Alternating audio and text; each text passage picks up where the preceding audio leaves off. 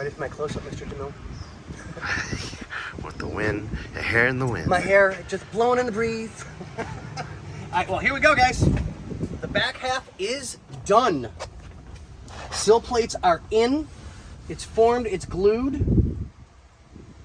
Still got a couple of buckles, but it's got to be heated and it's just got to get hot, and then I'll put some weights on it to get the buckles up. But the plates are in.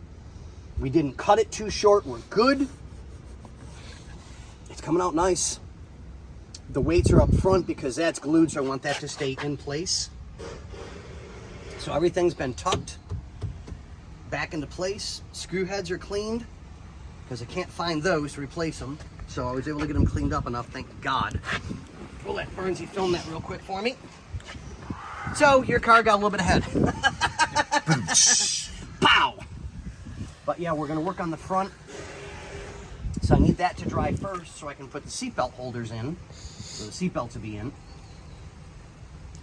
And then I've got to wait until this gets a little more dry. I don't want to take any chances. And then I'll go from underneath, poke the hole for the seatbelts for here, and we'll get that taken care of.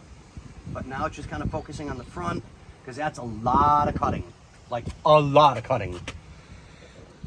I was thinking when we first got it that the edge of the carpet is what went to where the edge of the dashboard is, which you can see. If you see, I'll use my finger as the line. So if you guys look, I thought we had to roll the carpet all the way up to there. And I went, something's just not quite right. Well, let me do the back first, and then we'll go over it and we'll double check. Well, it turns out the way they do this is they give you tons and tons of extra room just to be on the safe side. I'm really happy with that. So now, once this is actually in place and glued like it's supposed to be, it's going to look really, really good. I mean, this was a perfect carpet color. I love it. I think it goes really good with the interior.